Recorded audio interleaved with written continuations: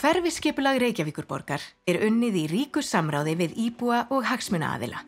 Þetta gert í 6 þaulskipulögðum skrefum. Fyrsta skrefið kallast skapandi samráð. Áður en eiginleg skipulagsvinna hefst, búa nemendur í hverfiskólunum til módel af hverfinu sínu og fá fræðslu grunnatriði í skipulagsmálum, umhverfismálum og arkitektúr. Í framhaldinu haldið opið hús fyrir alla íbúa þar sem módelið notað til að ræða málefni hverfisins. Starfsfólk borgarinnar og skipulagsráðgjafar eru á svæðinu og með sérhönnuðu miðakerfi geta gestir komið hugmyndum sínum og athugasemdum á framfæri. Á vinnutíma skipulagsins hugmyndir kynntar reglulega fyrir íbúaráði hverfisins og leitað eftir áliti þess áður en lengra haldið. Einnig haldnir fundir með hagsmunaaðilum, einingum og sviðum borgarinnar auk þeirra opinberu aðila sem skipulagið varðar.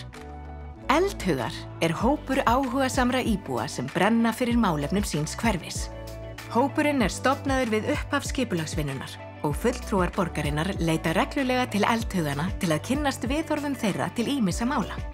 Auk þessa stuðst við álit blandaðra rýnihópa sem stjórnað af óháðum aðila. Þegar fyrstu drög að hverfiskipulagi tilbúin sett upp kynningarsíða og sýning í hverfinu. Íbúar hvattir til að kynna sér vinnutillögurnar, spyrja starfsfólk spjörunum úr, taka þátt í sérstökum hverfisgöngum og skila inn sínu áliti. Þegar búið að vinna úr innsendum athugasemdum lokatillögur að hverfiskipulagi kynntar. Þá sett upp ný sýning í hverfinu, tillögurnar kynntar á sérstakri vefsíðu og haldinir íbúafundur í beinu streymi.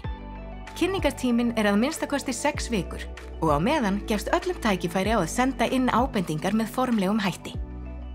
Þegar búið að fara yfir síðustu athugasemdir og taka afstöðu til þeirra nýtt hverfiskipulag sent til formlegrar staðfestingar og gildistöku.